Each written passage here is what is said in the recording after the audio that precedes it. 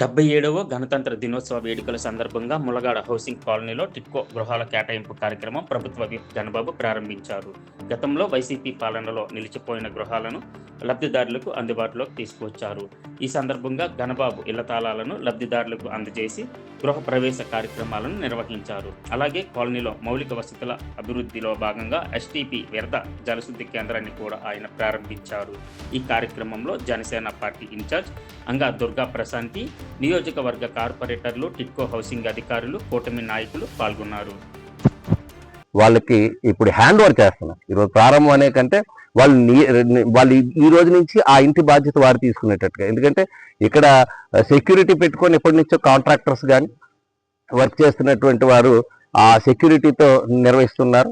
So వాళ్ళు లేకపోతే ఇక్కడ ఉండేటువంటివన్నీ కూడా థెఫ్ట్ అవుతున్నాయి. సో ఈ సామాగ్రి కానీ ఈ ఇల్లు కానీ ఇక్కడ నుంచి వారి సొంతం అవుతున్నందుకు వారు ఈ రోజు నుంచి వారి బాధ్యత కూడా వాళ్ళే చూసుకోవాలనేటువంటి ఇన్స్ట్రక్షన్స్ కూడా ఇవ్వడానికి నేను ఈరోజు వచ్చాను.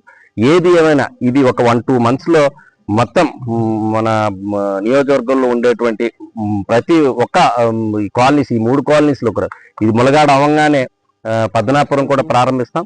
పద్మనాపురంలో కూడా బ్లాక్స్ వారీగా ఇప్పటికే ఒక 4-5 బ్లాక్స్ కంప్లీట్ అయిపోయినాయి.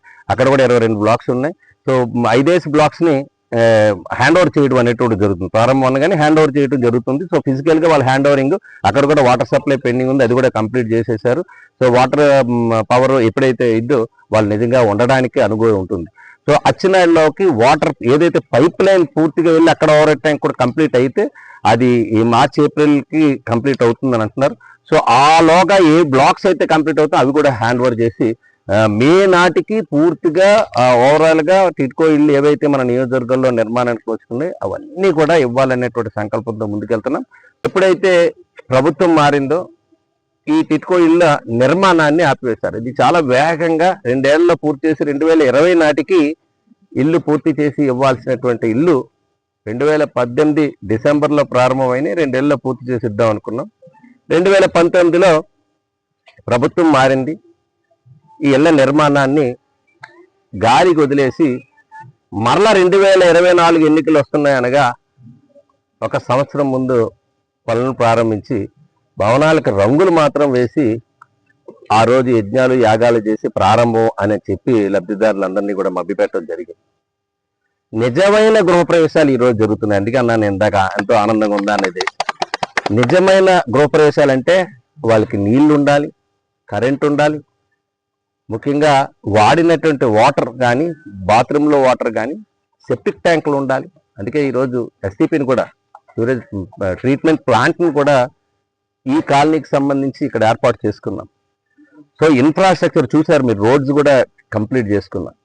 సో నీరు, కరెంటు ఎస్టీపీలతో కలిపి మొత్తం ఏదైతే ముందు అనుకున్నటువంటి లోపల ఉండేటువంటి అల్మరా నుంచి, గ్రానైట్ కిచెన్ దగ్గర నుంచి, వర్టిఫైడ్ టైల్స్ ఫ్లోరింగ్ దగ్గర నుంచి, షీర్వాల్తో వాల్స్ కూడా స్టీల్తో కట్టినటువంటి ఒక బలమైనటువంటి కట్టడంగా ఈరోజు ఈ భవనాలు నిలుస్తాయనేటువంటి దానిలో ఏమాత్రం అనుమానం లేదు.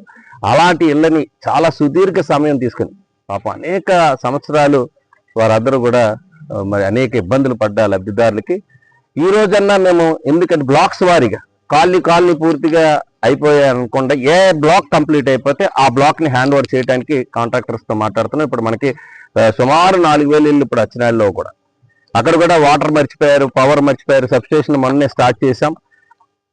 వాటర్ కూడా మనం అక్కడి నుంచి వాటర్ పైప్ లైన్ ద్వారా తీసుకుని వస్తున్నాం గాజువాక నుంచి. ఇప్పుడు ఆ నీళ్లు కూడా పైకి వాటర్ ట్యాంక్ కట్టారు, సోర్స్ లేకుండా చేశారు. ఇప్పుడు ఆ సోర్స్ని కూడా తీసుకుని వెళ్ళి ఇప్పుడు ఈరోజు వాటర్ వల్ల అక్కడ కూడా ఇన్ఫ్రాస్ట్రక్చర్ పూర్తి అయింది, కరెంట్ పూర్తి అయిపోయింది. నీళ్లు అందితే అక్కడ కూడా ఒక్కొక్క బ్లాక్ కంప్లీట్ చేసి 10 బ్లాక్స్ అన్నా అందరినీ గృహ